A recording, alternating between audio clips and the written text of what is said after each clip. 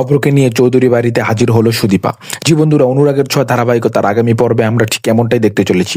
বিস্তারিত পুরো ভিডিওটিতে যাবার আগে আপনার কাছে আমার একটি অনুরোধ, আপু আপনি যদি এখনো আমার চ্যানেলটিকে সাবস্ক্রাইব করে না থাকুন তাহলে প্লিজ প্লিজ প্লিজ এখনই আমার এই ভিডিওটিতে একটি লাইক করে অবশ্যই চ্যানেলটিকে সাবস্ক্রাইব করে দিন। দীপা নবীনপুর থেকে বাড়ি ফিরেই দেখতে পায় যে অব্রের শ্রাদ্ধ হচ্ছে। তখন সে সকল কিছু বুঝতে পেরে যায়। সে মনে মনে ভাবতে থাকে এই জলজান্ত মানুষটার কেন শ্রাদ্ধ করা হচ্ছে। কিন্তু অন্য দিক দিয়ে গায়ত্রী দেবী তাকে বকাঝকা করতে থাকে, তাকে বলতে থাকে তুমি এই বাড়ি থেকে এখনই বেরিয়ে যাবে, এখন যদি তুমি এই বাড়ি থেকে বেরিয়ে না যাও তাহলে আমার থেকে খারাপ আর কেউ হবে না।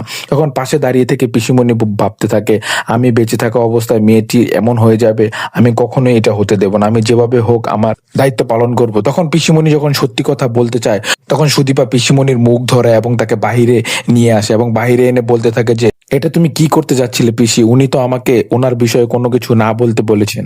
তখন পিসিমণি সুদীপাকে বলতে থাকে যে দেখো মা, তোমার এখন তোমার স্বপ্নটাই তোমার কাছে সবচেয়ে বেশি জরুরি, তুমি যদি এই বাড়িতে থাকতে না পারো তাহলে তুমি তোমার স্বপ্ন পূরণ করতে পারবে না। তখন সুদীপাকে পিসিমণি বলতে থাকে চলো আমরা নবীনপুরে যাই, আমরা গিয়ে বিষয়টা সকল কিছু জানি, কেন উনি এমন করছে, ওনাকে মানিয়ে গুনিয়ে আমরা এই বাড়িতে নিয়ে আসি, তাহলে হয়তো তোমাকে এই বাড়িতে জায়গা দেওয়া হবে।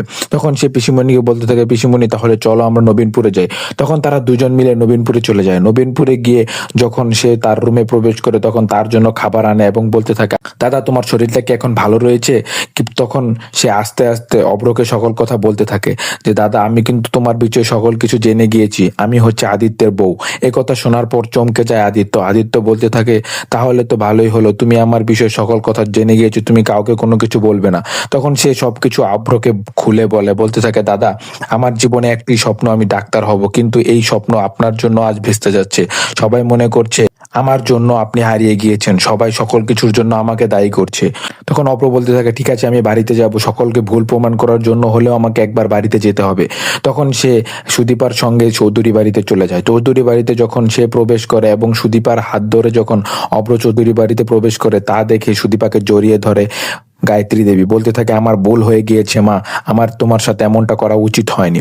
জি বন্ধুরা, অনুরাগের ছোঁয়া ধারাবাহিকতার আগামী পর্বে ঠিক এমনটাই হতে যাচ্ছে। এর পরবর্তীতে অনুরাগের ছোঁয়া ধারাবাহিকতায় কি কি হতে যাচ্ছে তা যদি আপনারা সবার আগে জানতে চান তাহলে অবশ্যই আমার চ্যানেলটির সাথে থাকতে হবে।